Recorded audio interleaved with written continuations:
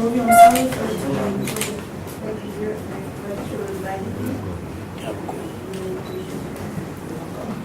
We're happy to have you. All of your wealth of experience that we could use. I hope so. Yes, we can. Remember you start? Is the Vice President of the Republic of Liberia, the first, like you. Hedy Zussman is the first broadcast television engineer in the United States of America with years of experience, everything with NBC and many others. But her trip to Liberia is more about her son, Jomo Stubblefield, that she took later and got him to be one of the biggest cinematographers and journalists in the United States of America. So she's here visiting her son country to see and how she can help to build up, especially girls into broadcast engineering, as we lack of that, we don't see a lot. So yes, Hedy, yes, Jomo, the Liberian son with his Liberian mom, who's strong like an ox and ready to help Liberia. And as you are a champion for women's cause and whatever, my boss and sister, Hedy, this is the Vice President. Let me say welcome officially to Monrovia. This is your home. So your issue is completely different with your mom. Let's say welcome to her. Alright. You know, the issue of women in journalism, and as you even see across the table, there's probably just one in my office, but most of the people who are in journalism are really male, and there are very few women. And I think we lose them by the time they start. You know, the normal thing to do is to be on the beat, be sent back and forth, go get this news, go get that news. There's boat transportation. You know, it's a difficult field. Some of them try, but I've seen them really fall off and then go and do other things just because it's a difficult field. I like the angle that you're looking at as it relates to the second phase of journalism, which is actually the engineering phase, which I don't think there are any women that I know in Liberia involved in that.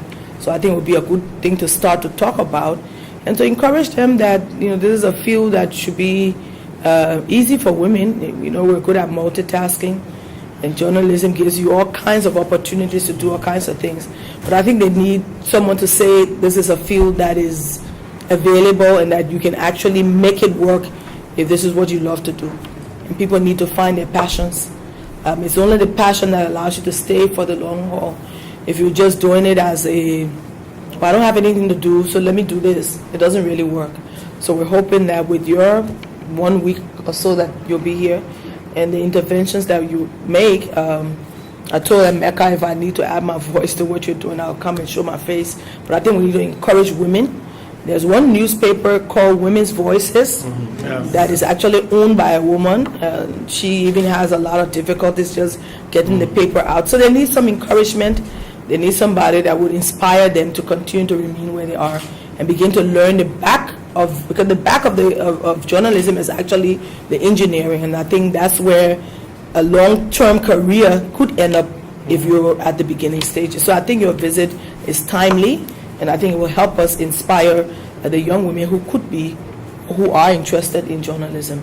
Well, I believe that also, but I also believe that we have to get them to understand that they can do things that they don't think, and other people are telling them that they can't do, that they need to come up and say, keep your chin up, my mother used to say. Exactly. And we need to encourage them to push up forward and not to give up no matter what. No matter what. Because I didn't give up. And I had a hard time with the gentleman at my work telling me to go home and have babies. I know. What are you doing here? Exactly. You need to be home having babies. You don't need to be here. You're taking a man's job. Blah, blah, blah, blah. Those are the things that I heard as I was going through. And I went through many phases. I've worked there. I've done every job there is in television. So for engineering, I was cameraman out on the street for about 17 years. Oh, wow. That's why I'm so short, because I used to be reporter. I know, the weight. The weight, it was a little bit heavy. And so I understand, how hard it is and how you have to persevere. Yeah.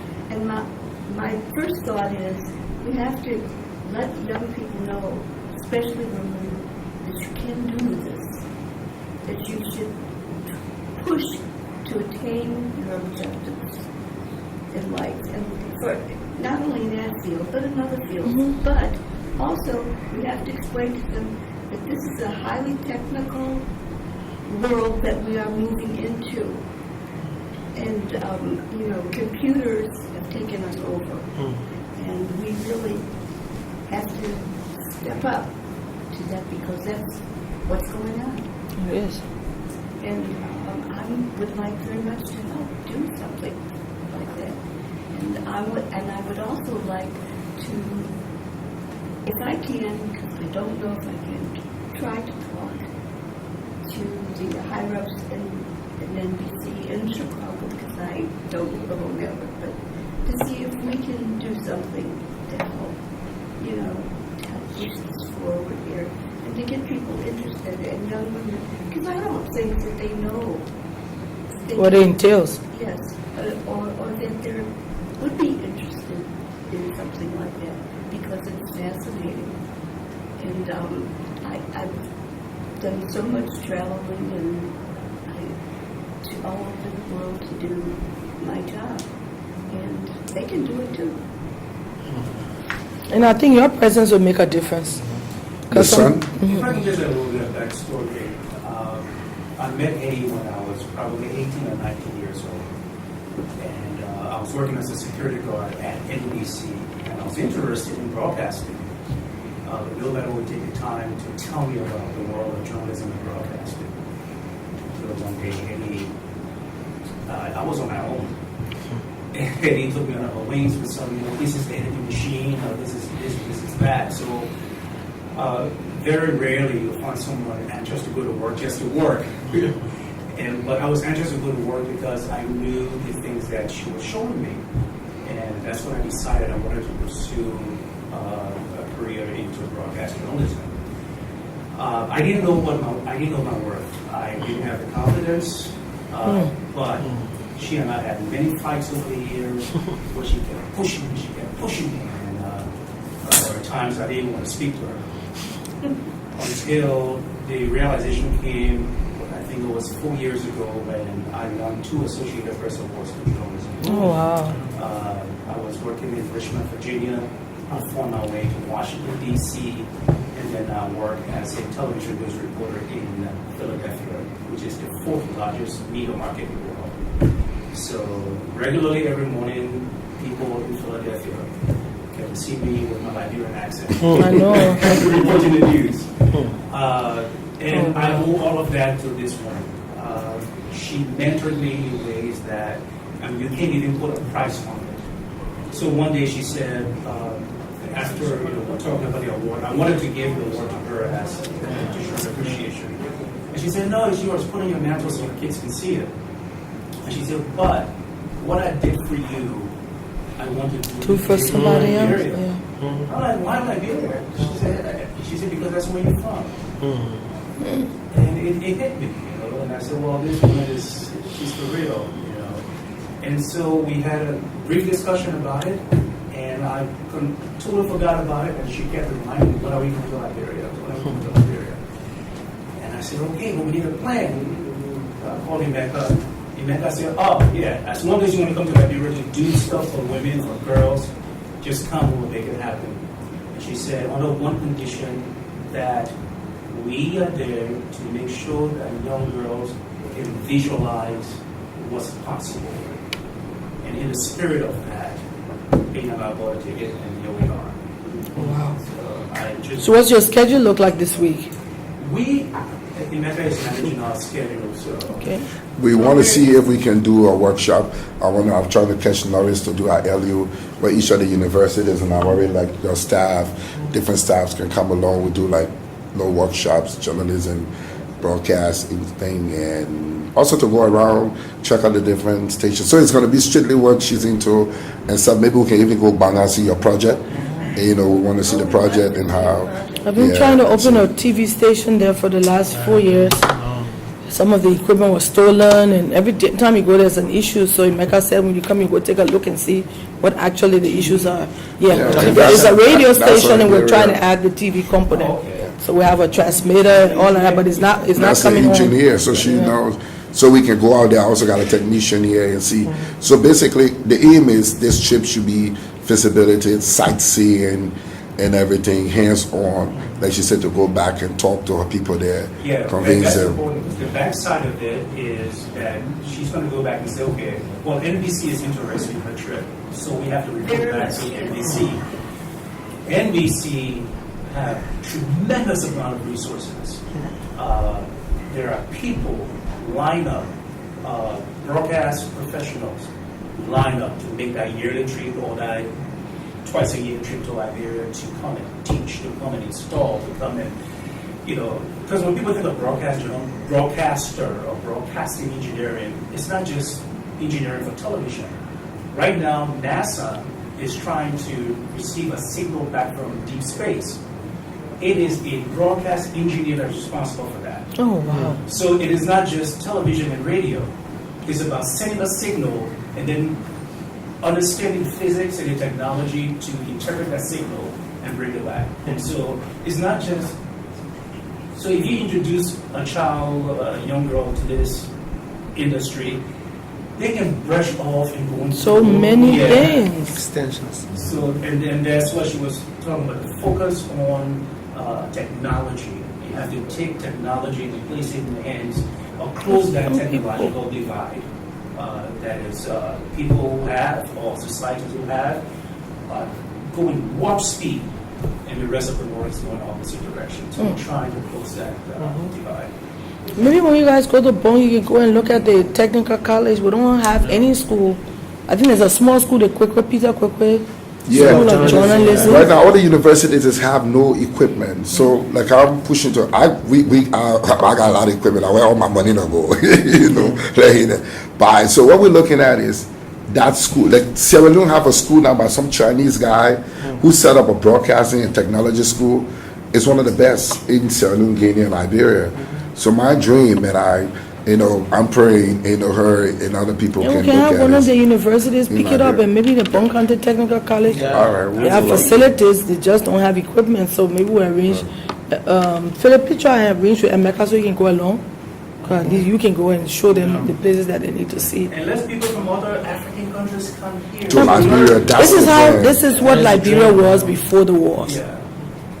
Diplomacy, education, medicine. All of the West African countries actually came here because of the 30 plus years of war and conflict and instability. Everyone has filtered back, either home or other areas have opened up, like Accra. Ghana is now almost the hub for everything you can imagine. But it's easier for us to at least try to bring some of these important training institutions here so that people, at least our people, can come, others can come too, because you have to go to Ghana or Nigeria if you want to do anything serious, I think. In fact, they came from Nigeria. There's a team that came here, cartoon. Like I told you, the film school and presenting with me. So they has Troy, cartoon. And I said, so we're tapping even into the region. Nigeria, Ghana has it. So there's no need to recreate it. And those boys do it at the master's, PhD level to bring them in. We need the school. We need proper schools and people who have been tested, have industries to set it up for us. And most importantly, we need our people to tell our Stories. That's it. And that's what we're going to do. Yeah. I hope this will not, I know this is not going to be your last trip. Oh, no. Liberia has a way of clinging on to people. Once you come, it's difficult to let go. So I know we'll continue to see you, but let me know what you're doing. Yeah. And I'll see maybe in one of the inspirational classes I can show. Yeah, I'm trying to get a Norris here. We can do it this Friday. Okay. Also to get them, so you can even help get down to LU because you're on the board. Let's use the hall, and we're trying to disseminate it to all of them. I plan on going to see Latin and get to all the universities. So Friday, each of them can send five students, and then we do the workshop. And then the radio, the newspaper people can send some of their people to. Yeah, radio, newspaper. Radio and newspaper to see where we are. Okay, I heard the female journalists. Yeah. Oh yeah, they have an association, so if you Yeah. call them, I'm sure Yeah. some of their people will actually come by and take it from there. Yeah. So that's why we're here. All right, when you guys want to go to Bone? Let's look at the schedule. Maybe. Okay, Philip, just follow up with him. Up there. Because he was working at the radio station there for a while, so at least he can arrange for you to go and see. So there's a small radio station there we're trying to add. There's no TV outside of Monrovia. Yeah. And so that was one of my legislative projects. So your television station, the model for it, is it public access television or is it for-profit television? No, public access. It's in a public access facility. But when the equipment came, someone played with something, so there's some things they say still missing. I spent almost 80-something thousand. It's still not coming on. So well, look, I got a guy here who's good too, technical guy. I'll take Kojo with me. We go out there, and you see the other part of Liberia. Yeah, then too. you see some other parts of We go to the Liberia. waterfalls and all. Right there. Oh, that'd be wonderful. Yeah. I saw that wonderful, what was it, like a mosaic up on top of the hill.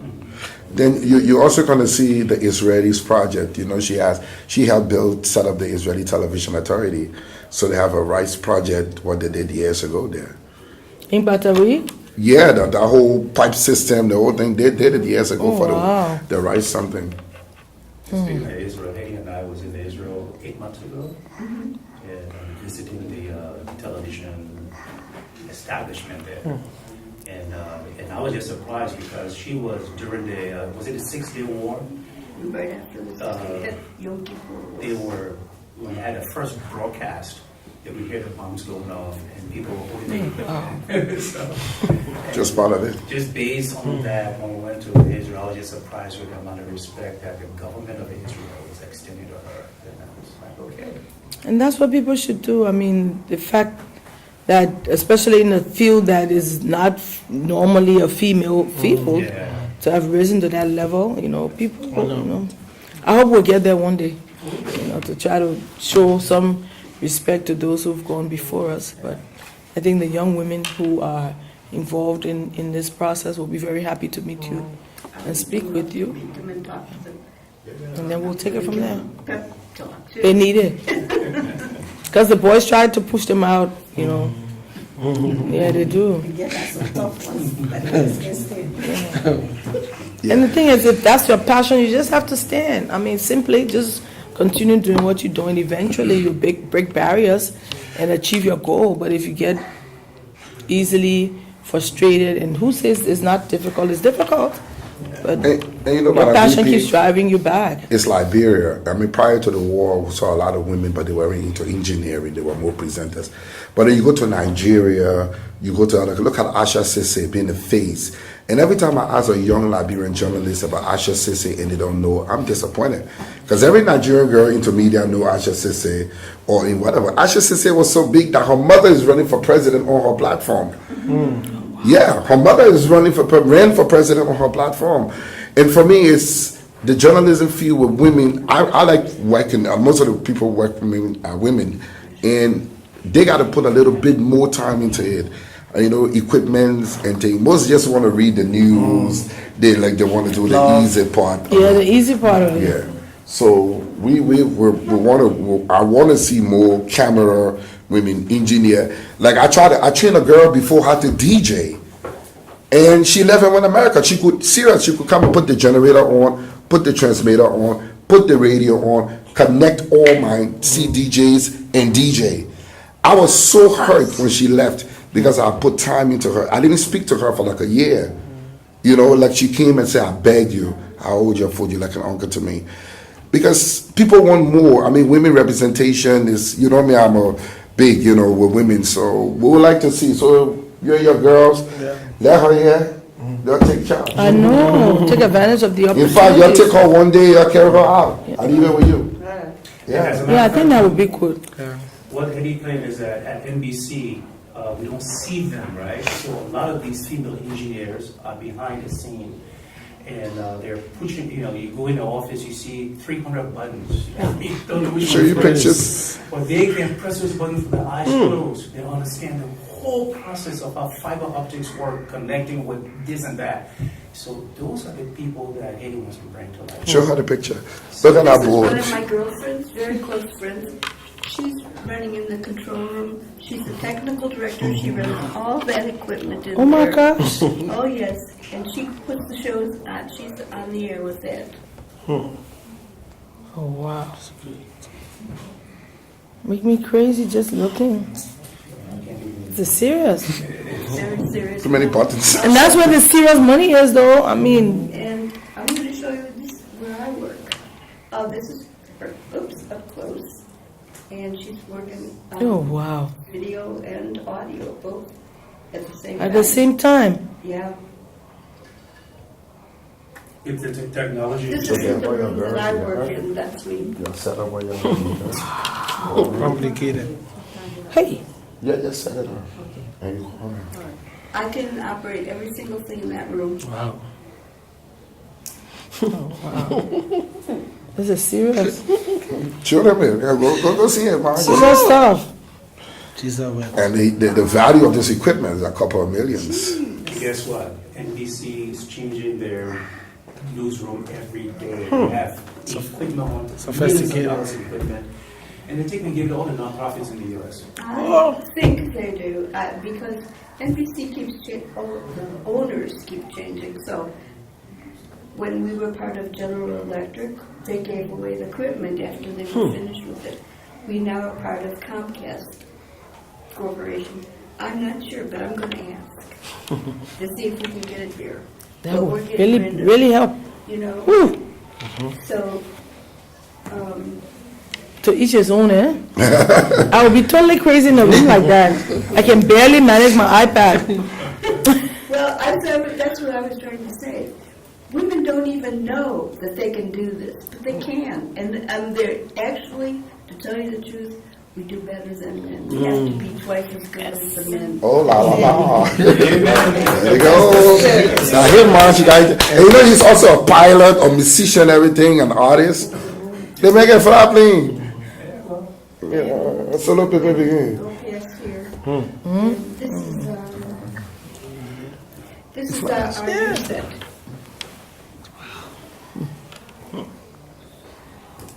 And there's two other sides to the room. And those are robotic cameras that somebody operates them. Nobody stands behind them. They're Right, so a operated TV from the station, room. instead of having 3 cameras in the studio with operators behind us, We have 5 with nobody you behind can have them. 5, and you have one person remotely controlling all of them. So you eliminate all those hands, and you can run your station much more efficiently with less people because of the technology. Sophisticated. Far way to go.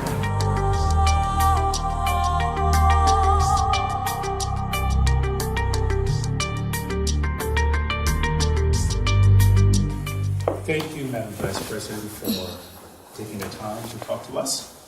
I want to ask you about your interest and the reasons why you're so interested in progress for girls in this country. Let me say welcome home. And that is an honor and a privilege for me to have this opportunity to speak to you about some of the Liberian issues. The issue of gender equality began way back. Some of those who championed the need to increase female participation at all levels of governance, some of them have faded away, some of them have died, some of them are ailing. But I became a part of this journey in 1997, becoming First Lady of Liberia at 33 years old, and being caught up in a situation of war and crisis. Not being a soldier, I kept trying to figure out what I would do. And then I started to visit the displaced camps where our people were and began a process of trying to resolve some of the issues. And then I realized that indeed in conflict, those who suffer the most are women and children. Most of the men had joined warring factions, some of them were out of the country, some of them were afraid to go to the camps. thinking they might have been harassed or anything. So I had a situation to meet many, many, many women at different points during the war. I realized that if you wanted a stable family, a secured family, a family that would be prepared for the future, the best thing to do was to help the woman. All of us know our first teachers. It's your mother's voice. You hear while you're in the womb. And so a baby will recognize that voice, even if it's out of the womb. If the mother walks into a room and start talking, that baby will try to turn to where it's hearing the mother's voice. So if you have strong mothers, educated, trained, committed, passionate about the things they want done and the changes they wanted to happen, I believe that Liberia would have been a better place. And so I joined the bandwagon of Liberian women who were part and parcel of this journey of ensuring that more women got brought on board at the different branches of government and across the governance spectrums of our country. And this is the journey I've been on for many years. It's a passion of mine because I always tell people if my mother didn't believe in education and didn't see the value of what it would bring to us and insisted that each one of us got the best education, I probably wouldn't be sitting here. So I'm an example of what that kind of a policy can do to empower women. It's not about having men step off where they are. It's about being partners and putting your best foot forward and doing what you believe is your passion. What is the biggest challenge for women progress in this country? Today Today. is a male-dominated society. I think that's our biggest challenge. Men are used to being in the limelight. Men are used to being the decision makers. It's their space, they feel. Because I know 2 or 3 generations behind me, when the issues of governance and development was being discussed in the village or in the town or in the city, only men went to that meeting. But the decisions that they take actually affect the woman. How far is the well from the town? Why should I have to walk 5 miles to get water when that well could be built right in the town and it'll be easy to access? Why do I have to go and walk miles to get wood? Why is the school being built so far from the village that I'll be afraid to send my younger children? So you see the decisions that are taking, especially when kids are younger and that the mothers are involved in, have to consider their opinions because in fact they're the ones who actually make those systems work. So how can you talk about a system, building it or developing it, and a woman is left aside? So I think today is a little bit better. You have girls who are educated in different fields, but we're still struggling. The pay grade is not the same. They will offer a man much, much more than they will offer you if you would take that same job. And then the woman will work much harder. So I think we still need to talk about the stereotypes that are in our governance system across the spectrum of it, where people prefer a man to a woman. I'm the first female vice president of a country that's 172 years old. So you can see how far we've come. And I don't want to tell you about the struggles that I face, but the fact is that even when you get to this level, there are many challenges. So, in terms of women progress, should women, girls, should they wait to be given the opportunity, or should they challenge the status quo and take what is theirs? I think what drives that is the passion that one has. And when you have a passion for something, you don't ask, you just do.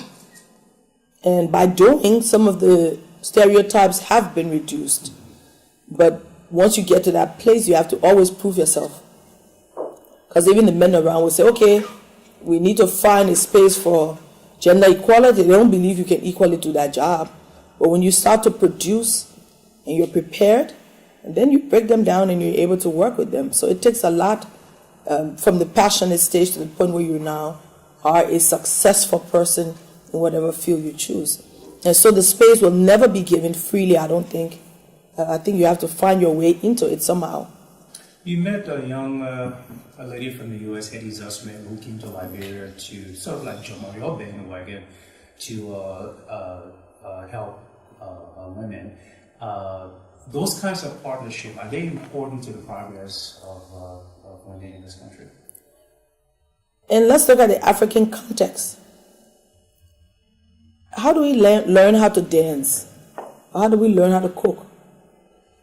We learn by seeing. We learn by seeing others. If a little girl is learning the dance steps, she watches her grandmother, she watches her mother, and she mimics what they're doing. No one ever really says, come, let me teach you.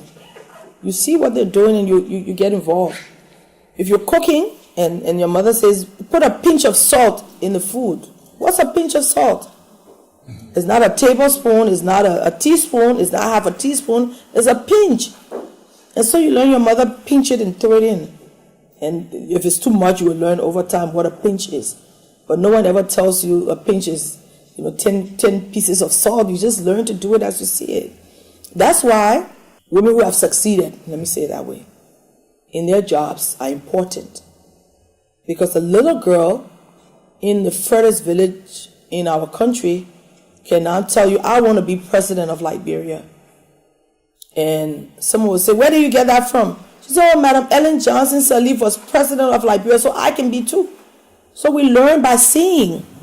And so when you have visitors that come and talk about the difficult, because there are some difficult career choices, but there are some people who would like to be that. And when you have people come and say, well, here am I, I've been there. These are the challenges. These are the benefits. This is what I have achieved. Then you show by doing that it is possible. And so it's important when our special guests come and they're able to interact and engage with young people who are interested in this sector and show them, talk to them, be real. What is it really like? I had a little girl come and visit me the other day. I forgot what day it was. We were celebrating something about the child. And her job was to come and be vice president for a day. And so I said, well, come and visit. And so she came along. She visited my office. She sat in my seat. She saw some of my papers. I explained to her what my day looked like. International Day? Yeah, International Day of the Child. And she was like, wow, this is a lot. I said, this is just the surface of what she was laughing. But she now can understand what it is to be vice president.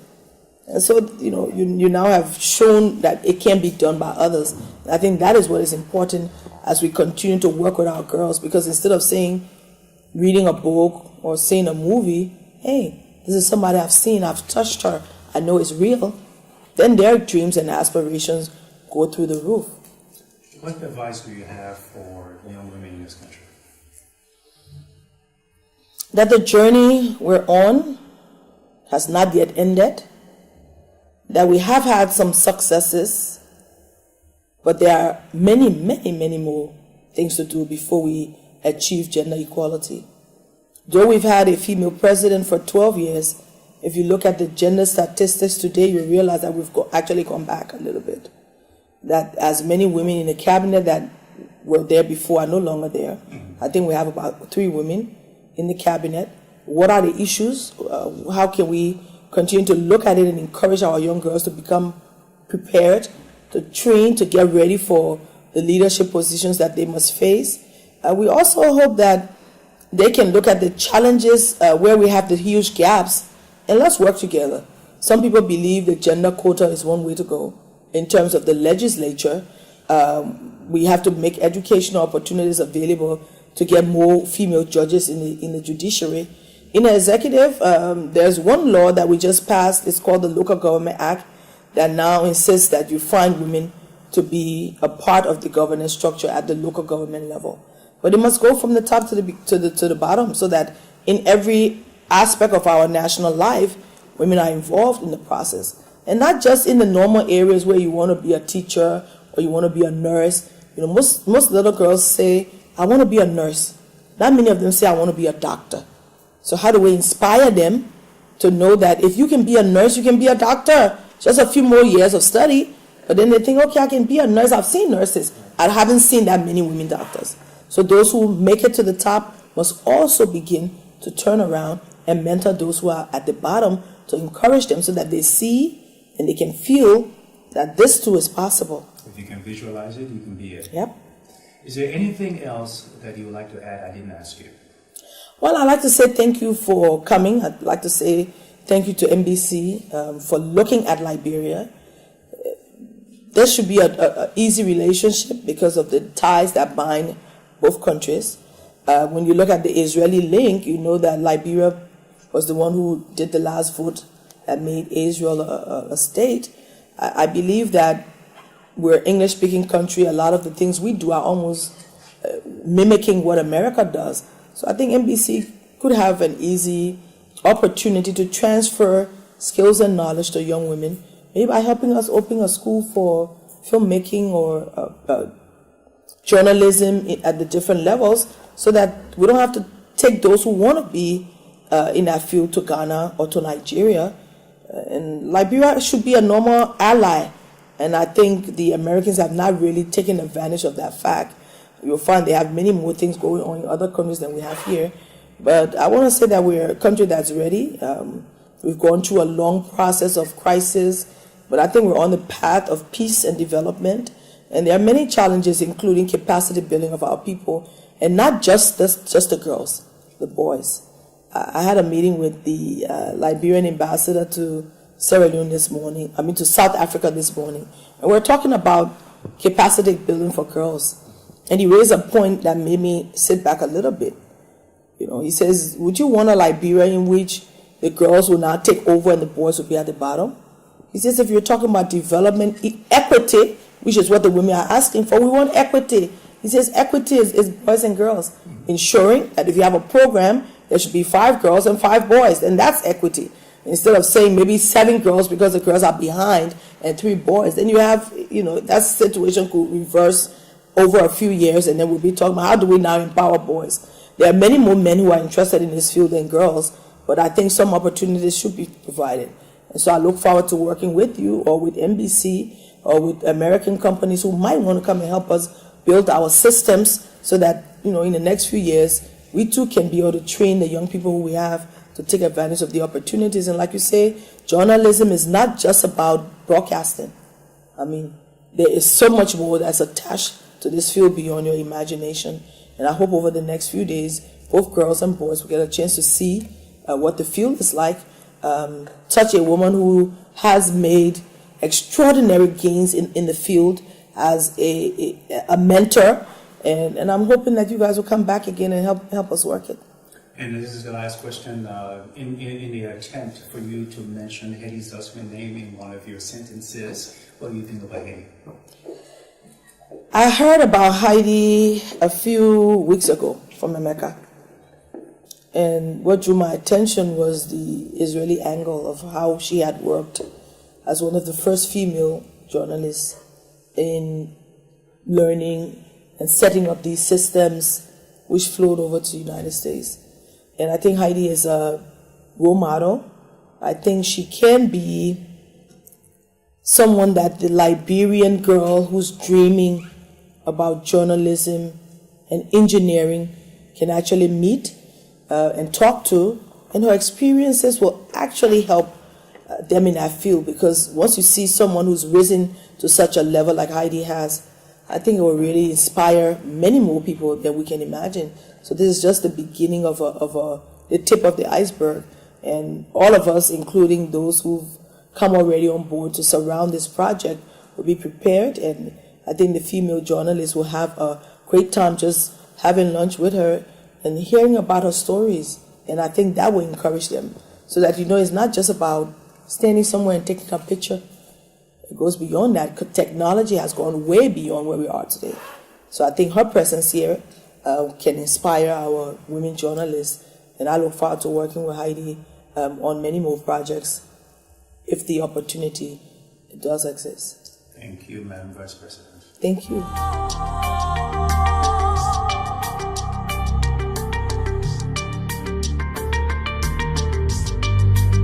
Happier than when I wanted to be in the theater. So at the time, she did not want me to go into that field. And so when I announced to her that I was going to study radio and television, she was happy. And then, unfortunately, she died in the beginning of my career in the United States. But she did come to visit me when I helped start the Israeli television.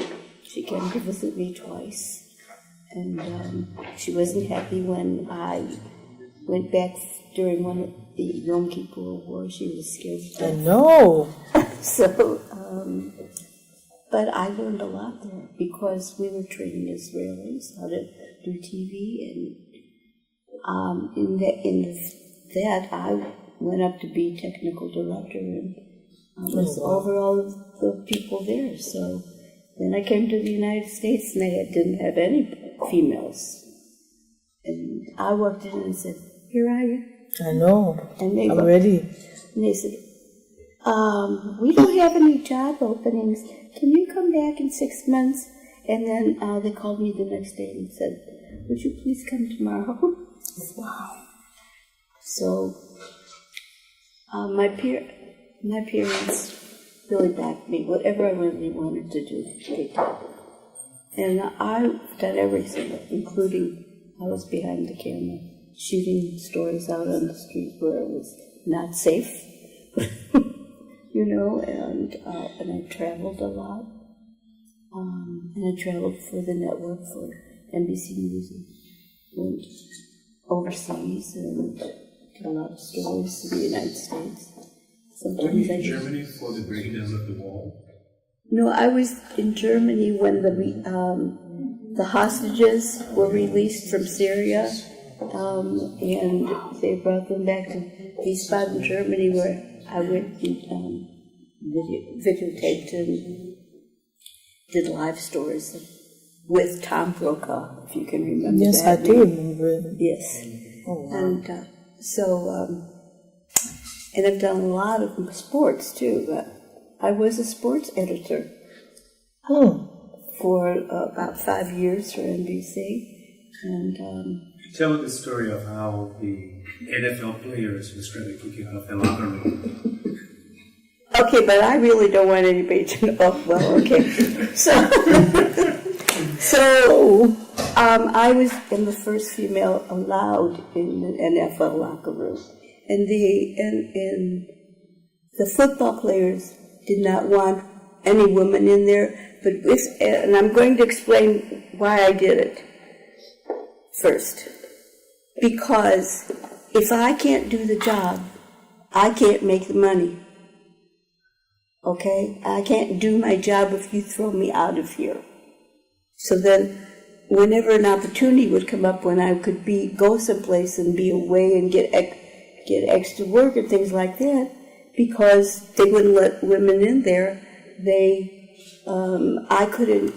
I was taken off of a job the day before because I was a female, and that upset me so bad. So one day they decided, okay, there was a lawsuit, and all right, they're going to let me in the locker room. So the football players decided that they were going to scare me to death or make me whatever by not wearing any clothes around me. So Oh, wow. I was Harassment at the highest level. exactly. So I just went in there, and they were walking past me, and and I just turned my camera on. And if you want to show me what you got, Hey, I'm up for it. I'll videotape it. It's not my fault you were standing there like that. And that was and they had given them robes to cover themselves, and they chose not to. So I chose to take pictures. That's what he wants me to tell you. And that broke the whole thing, because at least that way they knew now women could come in. Yeah. and that we aren't afraid. That's and the we're message. not gonna, I'm not going to go outside and cry. No, you're whatever you are. I can be just a little bit I worse know, than worse. you. Yes. So that was that. And I think that's a good point, because the fact of training and mentoring and inspiring others is that you show the good, the bad, and the ugly. Because some people think, oh, it's just fun. No, it's not fun and games. No. Every sector that you find yourself in, if you must be at the top of your game, there must be sacrifices made, some good, some bad, but you must keep that passion going so that you're able to go from one level to the other.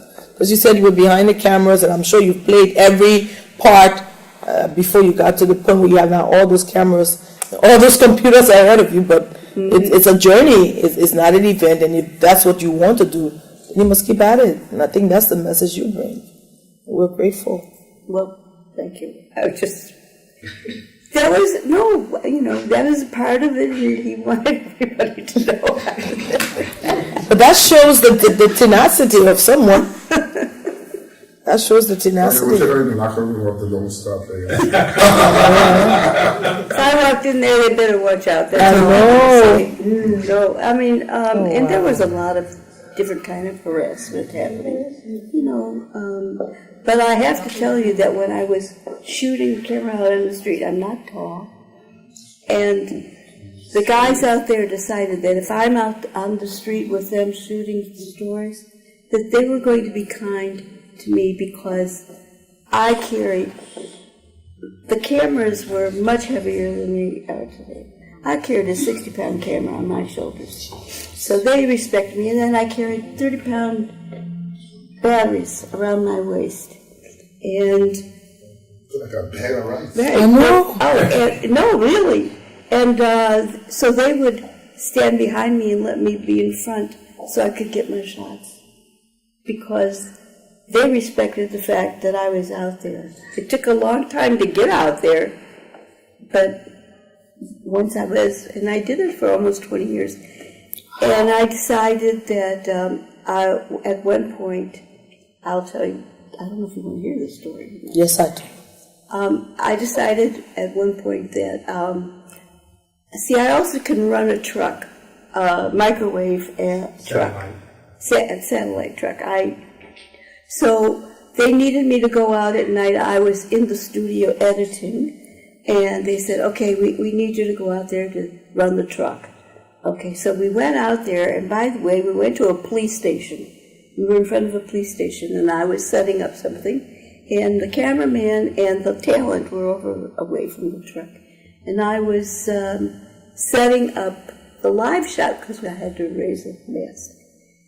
And somebody came in and attacked me in the truck, smashed my face, and grabbed a phone and ran away. And we were in front of the police station.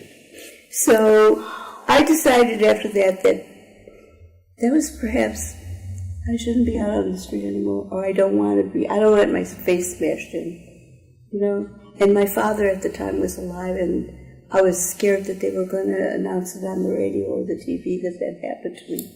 And so I said, 20 years is enough at that job. I'm going back in. So there was bad times.